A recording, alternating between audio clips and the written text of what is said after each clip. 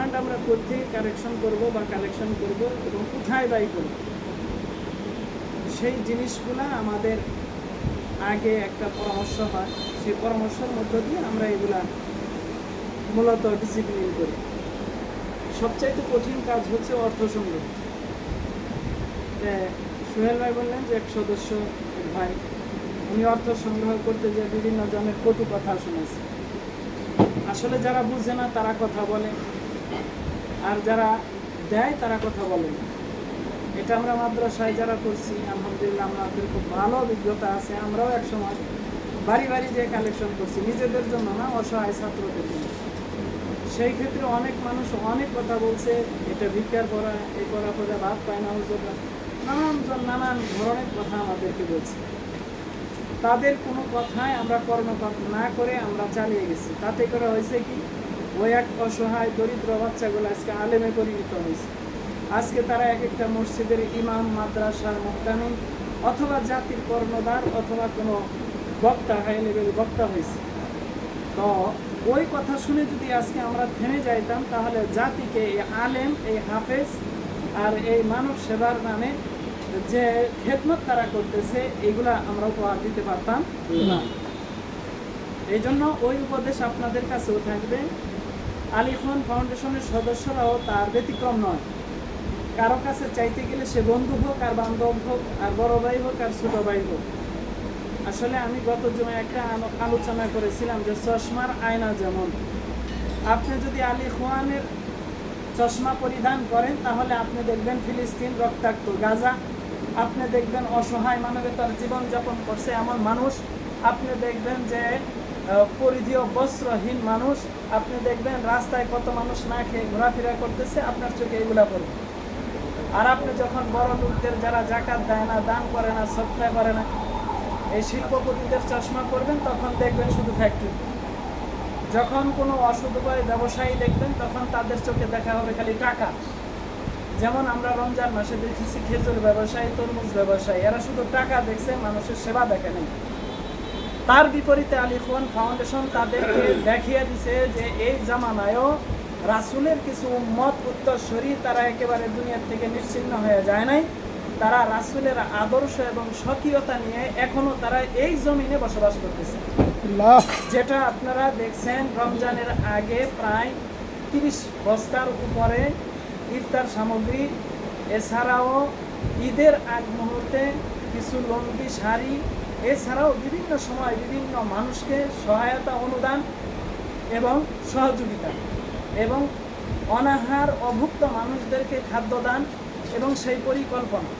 তো বাদ বাকি এই চশমা যারা পরবে তারা এগুলো দেখবে, আর এই চশমা যারা পরবে না, দুর্নীতির চশমা যারা পরবে, তাদের কাছে যখন আপনি হাত পাতবেন আপনার এই বস্তুগুলো সামনে নিয়ে, তখন তারা এটাকে ভুয়া মনে করবে।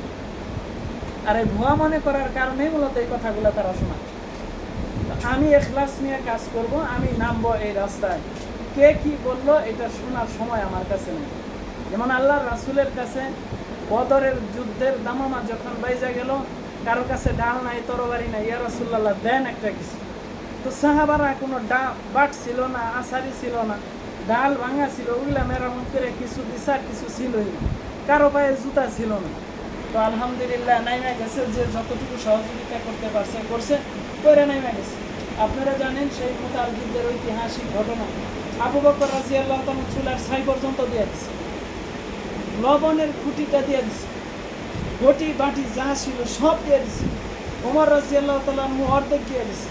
এগুলা কখন দিছে? আল্লাহ রাসূল যখন কালেকশনের জন্য চাইছে যে আমরা একটা দিনই কাজ করতে চাইতেছি, যার কাছে যা আছে তোমরা নিয়ে আসো। ঠিক ওই ধারাবাহিকতায় আমরা মানুষ কি বললো এটা দেখবো না, আমরা রাসূল যে কীভাবে কালেকশন করে মানুষদের মাঝে হিলফুল ফজল একটা সংগঠন করে, এই ঠিক একইভাবে মানুষ সেবা কীভাবে করেছেন আমরা ওইটা দেখব। ঠিক এই আলী খান ফাউন্ডেশনের মধ্য দিয়ে আমরা মানব সেবা যেভাবে করা যায় আমরা ওইটা করার চেষ্টা করবো ইনশাআল্লাহ। এই জন্য আমরা মন খারাপ করবো না, যাই হয়েছে যতটুকু হয়েছে আমাদের মন খারাপ করার কিছু নাই। কারণ আল্লাহর রাসূল কোনো কাজ খারাপ হইলে আমাদেরকে শিক্ষা দিতেন না, আল্লাহর রাসূল নিজে করতেন না। এই জন্য কোনো কাজই ছোট নয়। আল্লাহর রাসূল যেগুলো আমাদেরকে শিক্ষা দিচ্ছে সবগুলাই বড়। পৃথিবীতে আজও পর্যন্ত কোনো মসজিদ একক ব্যক্তিতে একক পয়সায় হয় না, না হয়েছে? পুরা মহল্লাবাসী অথবা কোনো রাজনৈতিক ব্যক্তিবর্গ অথবা কোনো দিনদার ভাই অথবা বোনের সহযোগিতায় মসজিদগুলো করা হয়েছে। ঠিক তদ্রূপভাবে মাদ্রাসাগুলো জনগণের সহযোগিতায় করা হয়। ঠিক তেমনিভাবে কল্যাণকর কোনো কাজ হলে জনগণের সহযোগিতায় করা হয়। এখনো পর্যন্ত আমরা দিনই মাহফিলগুলো করি, এগুলো জনগণের সহায়তায় করি। তাহলে আল ইখওয়ান ফাউন্ডেশন যদি জনগণের সহায়তায় কোনো কল্যাণমূলক কাজ করতে চায়, তাহলে শুধু আল ইখওয়ান একা বেজ্জতি হবে কেন? বেজ্জতি তো ওই মসজিদ কমিটিরও হওয়া দরকার, বেজ্জতি তো ওই মাদ্রাসা কমিটিরও হওয়া দরকার, বেজ্জতিতে তো ওই মাহফিল কমিটিরও হওয়া দরকার। এরা যে দিনের কাজ করতেছে তারা একটা লাইনে করতেছে, আল ইখওয়ান ফাউন্ডেশন একটা দিনের কাজ করতেছে, তারা একটা লাইনে করতেছে। সুতরাং এখানে লজ্জার কিছু নাই, বেজ্জতির কিছু নাই। মানুষ যদি এটাকে বেজ্জতি মনে করে তাহলে বেজ্জতি তার জন্য, আমার আর আপনার জন্য। এই জন্য ইনশাল্লাহ আমরা যার যতটুকু হিম্মত শক্তি সামর্থ্য আছে আমরা তাই দিয়েই আল ইখওয়ান ফাউন্ডেশনকে আমরা শুধু এই জিরানি বাজার নয়, একবার এই বাংলাদেশের আনাচে কানাচে সকলের কাছে সকলের সামনে আল ইখওয়ান ফাউন্ডেশন যেন তাদের মুখে মুখে নজরে নজরে থাকে, এই পর্যন্ত আমাদের চেষ্টা করতে হবে ইনশাআল্লাহ। যখন আমাদের দেশে পরিপূর্ণতা পাবে আমরা বহির বিশ্বেও এই আল ইখওয়ান ফাউন্ডেশনের যে কার্যক্রমগুলো সেগুলো তুলে ধরার চেষ্টা করব। তাহলে যে মানুষগুলো আজকে আমাদের দিকে আঙুল দিলাম বিদ্রুপের হাসি হাসতেছে, আমাদেরকে বিভিন্ন ধরনের কটু কথা বলতেছে, তাদের আঙ্গুলি তাদের দিকেই উঠবে, হ্যাঁ, তারাই একসময় বেজ্জতি হবে। এই জন্য আল্লাহ তাআলার কাছে দোয়া করবো আর তাওয়াক্কুল করবো ইনশাআল্লাহ। আর শেষ যেটা আমরা বলছিলাম ফান্ডের কথা, ফিলিস্তিনের সহায়তার কথা, আসলে ভাই নিয়ত সর্বাগ্রে। আমি যেহেতু পরামর্শ দেওয়ার জন্য আমাকে ডাকা হয়েছে, এই জন্য আমি পরামর্শ দিতেছি। 1 নম্বরে নিয়ত করবেন, পুরা করবে কে? আল্লাহ। সুতরাং এখানে নেগেটিভ কোনো চিন্তা ভাবনায় রাখা যাবে। আমাদের নিয়ত যদি সহি হয়, উপরওয়ালা তৌফিক দিবেন তো আমরা দিতে থাকবো ইনশাল্লাহ। ইনশাল্লাহ বলে আমরা ময়দানে নামবো। এই জন্য এত ফান্ড কই পাবো? আমরা ফিলিস্তিনের সহায়তা করে লাখ লাখ টাকার দরকার, অনেকে এগুলো বলবো, এগুলো কানে নিয়ে যাবে না। কানে কোনটা নেবেন? তাওয়াক্কুল তো আল্লাহ।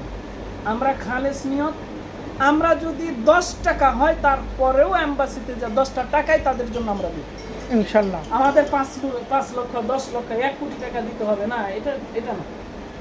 কেননা জুলেখা যখন ইউসুফ আলাইহিস সালামের খরিদ্দার ছিল, আরো বড় বড় ব্যবসায়ীরাও শিল্পপতিরাও ইউসুফ আলাইহিস সালামকে কেনার জন্য বাজারে লাইনে দাঁড়াইছিল। ওই সময় এক দরিদ্র বুড়িও সুতার গুটি নিয়ে দাঁড়াইছি। তো তুমি দাঁড়াইছো কেন? বুড়ি মা বলছে আমি তো ইউসুফকে ক্রয় করবো। দেখছো তোমার হাসছে তারা তাকে দেখে, দেখছো তোমার চাইতে তুমি তো তাদের সামনে ভিক্ষুক। কোটি কোটি টাকা নিয়ে জুলাইখার মতো মানুষ আব্দুল ইসারের স্ত্রী, সে এসে লাইনে দাঁড়াইছে, তুমি তাদের সামনে কি ইউসুফকে কিনতে পারবা? তা পারবো না, সেটা আমিও জানি। তাহলে দাঁড়াইছো কেন? দাঁড়াইছি এই জন্য যখন এটা লেখা হবে যে ইউসুফকে কেনার জন্য লাইনে কয়জন মানুষ দাঁড়াইছিল, তখন আমি বুড়ির নামটাও ক্রয়ের দপ্তরে থাকি। ঠিক, আমি বুড়ির নামটাও সুতা দিয়ে কিনছি, এটা বড় কথা না। আমি যে কেনার জন্য চেষ্টা করছি, এইটা আমার ওই ক্রেতাদের দপ্তরে আমার এই নামটা থাকবে। এখনো পর্যন্ত এই নামটা আছে না? নাই, আছে, কোরআনের ভিতরে চলে আসছে। আর এর চেয়ে খুশনসিব আছে কিনা? ফিলিস্তিন আমাদের লক্ষ লক্ষ কোটি কোটি টাকা দিতে হবে এইটা না, কিন্তু আমরা সহযোগিতার জন্য যারা কোটি কোটি টাকা করতেছে তাদের কাতারে দাঁড়াইতে পারছি, এটাই সবচেয়ে বড় কথা। আমরা সুতার গুটি নিয়ে দাঁড়াই না, সমস্যা কি? ইনশাআল্লাহ 5000 টাকা নিয়ে দাঁড়াই না, তাতে সমস্যা কি? কিন্তু যেদিন ফিলিস্তিনের সহায়তার কাতার দপ্তরটা আল্লাহ তাআলা বলবেন যে ফিলিস্তিনের সহায়তা কারা কারা দিছিল, লিস্টিটা খোলা দেখি ফেরেশতারা, ওই দিন খুলা দেখবে আল ইখওয়ান ফাউন্ডেশনের সদস্যরাও সেখানে। ওই দিন বলা হবে না যে তোমরা কয় টাকা দান করছিলে, এটা বলা হবে না, তোমরা যে লাইনে দাঁড়াইছিলে এটাই বড় কথা, এটাই সবচেয়ে বড় কথা। এই জন্য হিম্মত হারানো যাবে না। আমরা এম্বাসিতে যাব, 5 টাকা বাড়ি 5 টাকা দেবো, 10 টাকা বাড়ি 10 টাকা দেবো, কিন্তু সহায়তার জন্য আমরা যে লাইনে দাঁড়াইছিলাম এটাই বড় কথা। যেমন নমরুদের আগুন, ব্যাঙে পেশাব করে, পানি খায় আর পেশাব করে, আর টিকটিকি ক্ষুধা। জিজ্ঞাসা করেছে ব্যাঙ তুমি পানি খাও আর পেশাব করো, তোমার পেশাব তো নমরুদের আগুনের ধারে কাছেও যায় না, তুমি পেশাব করতেছো কেন? কয় আল্লাহ দেখুক আমি ইব্রাহিমের পক্ষে আছি, আল্লাহ দেখুক আমার পেশাব যে ওই পর্যন্ত জানে এটা আমিও জানি, কিন্তু আমি যে চেষ্টা করতেছি চেষ্টাকে দেখতেছে আল্লাহ দেখতেছে, আমার পেশাব না পৌঁছায় ওই পর্যন্ত। টিকটিকে জিজ্ঞাসা করছে, তুমি যে ফুৎকার দাও তোমার বউতে এই আগুন জ্বলবো না? আমি বল, তুমি ফুৎকার দাও কেন? তখন ও বলছিল যে নমরুদ আমার প্রতি একটু খুশি হোক, তার পক্ষে আছি আমি, এইটা জাতি বুঝুক। এই জন্য আর এক বাড়িতে মারা সুন্নত হয়েছে, আর ব্যাঙের পেশাব আজীবনের জন্য পবিত্র ঘোষণা দেওয়া হয়েছে। আমরা ব্যাঙের পেশাবের সমান হোক, ওই ফিলিস্তিন পর্যন্ত না পৌঁছক, কিন্তু এম্বাসি পর্যন্ত পৌঁছাইতে পারছি, এইটাই বড় কথা। আল্লাহ, আমাদের অনুদান ফিলিস্তিন পর্যন্ত পৌঁছাবে, এটা বড় কথা না। আমরা যে এম্বাসি পর্যন্ত পৌঁছিয়ার চেষ্টা করছি, এটা বড় কথা। তো যাই হোক, আলোচনা লম্বা হয়ে যাইতেছে, সবারই কাজের ব্যস্ততা আছে। শেষ হচ্ছে একটা মাহফিল এবং অনাহারি যারা, তাদের খাদ্যদান। তো আলহামদুলিল্লাহ, এটা ভালো উদ্যোগ। নিয়ত যতগুলা কল্যাণকর কাজ আছে, সমস্ত কাজের ক্ষেত্রে আমরা নিয়ত এক নম্বরে রাখবো। নিয়ত রাখার পর ওই অনুযায়ী চেষ্টা করব। চেষ্টা করার পর যদি সফল হই তাহলে কাজগুলো হবে, যদি সফল না হয় তাহলে চেষ্টা অব্যাহত থাকবে ইনশাআল্লাহ। এটা হচ্ছে পরিশেষের কথা। মাহফিলও তাই, আমরা মাহফিল করলে একটা হচ্ছে দুনিয়াবি লাভ, আর সবগুলাই হচ্ছে আখিরাতের লাভ। দুনিয়াবি লাভ কোনটা? এটা দুনিয়াবি লাভও আমাদের জন্য এবং পরের জন্য। কিভাবে? আমরা যখন মাহফিল করব, মাহফিলে এই সমস্ত যে কাজগুলো আমরা করছি, এই কাজের ফিরিস্তিগুলো মাহফিলে আমরা শোনাবো। শোনালে এটা মানুষকে দেখানোর জন্য, মানুষকে বাহবা পাওয়ার জন্য। তাহলে কেন? যে মানুষ যেন উৎসাহিত হইয়া, আমরা বিভিন্ন জায়গায় ঘুরে দেখছি অনেক মানুষ টাকা আছে, পয়সা আছে, দিতে চায়, কার কাছে দিলে 2টা টাকা কাজে লাগবে এই মানুষগুলা খুঁজে পায় না।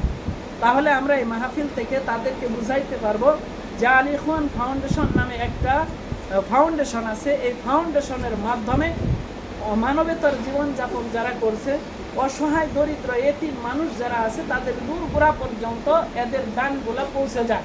সুতরাং এটা তারা জানুক এবং জানতে পারলো, যাতে করে তাদের অর্থগুলো আমাদের কাছে দিলে আমরা তাদের অর্থগুলো সঠিক জায়গায় ব্যয় করতে পারি। এটা জানানোর জন্য একটা মাহফিল। এটা হচ্ছে দুনিয়াবি লাভ। আর আখিরাতের লাভ তো সারা থাকবে। যতক্ষণ মাহফিল শুনবো, শুরু থেকে শেষ পর্যন্ত বসে থাকবো, প্রত্যেকটা শ্রোতার আমল নামায় কমপক্ষে 50 লক্ষ নেকি লেখা হবে। সুবহানাল্লাহ। এটা হচ্ছে আখিরাতের লাভ। এবং আমাদের এই মাহফিলের কারণে যদি একটা মানুষ হেদায়েত হয়ে যায়, ওই একজন মানুষের উসিলায় আল ইখওয়ানের সমস্ত সদস্যরা কিয়ামতের ময়দানে নাজাতের ফয়সালা বইনা যেতে পারে তাদের। আল্লাহ, এটা 2য় নম্বর ফায়দা। আর একটা মাহফিলের উসিলায় জান্নাত হয়ে যেতে পারে। এগুলো হচ্ছে আখিরাতের ফায়দা। তো আলহামদুলিল্লাহ, সবগুলো উদ্যোগ ভালো। আলহামদুলিল্লাহ, সবগুলো উদ্যোগের জন্য আমার পরামর্শ থাকবে আগে খালেস নিয়ত। 1 নম্বরে খালেস নিয়ত থাকবো। অ্যামাউন্ট কত বড় হইলো এটা না। আবু বকরের অ্যামাউন্ট কিন্তু খুব বড় ছিল না মোতার জন্য, ফার্স্ট হয়েছে কি? অথচ তার কি ছিল? ওমর রাদিয়াল্লাহু অর্ধেক দেওয়া যা দিছে, তার কয়েক শতভাগের 1 ভাগও আবু বকরের ছিল না। কি ছিল? চুলার ছাই, বাসি ছিল। কেন? ওই যদি কাইটা যায় তো ব্যান্ডেজ করতে ছাইগুলা কাজে লাগবে, এখানে নিয়ে আসছে। ওই ঘটি বাটি লুটা যদি একটু পানি খাইতে, লবণ খাইতে কাজে লাগে, এই জন্য লবণের বাটিটা নিয়ে আসছে। অত বড় কোনো দাম ছিল না। তাহলে এখন ফাউন্ডেশন এখনো হাঁটি হাঁটি পা পা করে কেবল হাঁটা শিখছে। তো এক সময় এটা যৌবনে পদার্পণ করবে, এক সময় যৌবনে পদার্পণ করে তার পূর্ণ শক্তি সে পুরা জাতিকে দেখাবে। তো যখন দেখাইতে পারবে তখন জাতি বুঝবে আল ইখওয়ান ফাউন্ডেশন কি। আল্লাহ তাআলা ওই পর্যন্ত পৌঁছান হিম্মত এবং শক্তি আমাদেরকে দান করুন। আল্লাহ তাআলার কাছে এই দোয়া, এই নেক নিয়ত আমরা কামনা করি, যেন আল্লাহ তাআলার ইখওয়ান ফাউন্ডেশন প্রত্যেকটা সদস্যকে হিম্মত এবং নেক নিয়ত, খালেস নিয়ত আল্লাহ তাআলা আমাদেরকে করে সেই অনুযায়ী কাজ বাস্তবায়ন করার তৌফিক দান করেন। আমিন। আসসালামু আলাইকুম ওয়া রাহমাতুল্লাহ।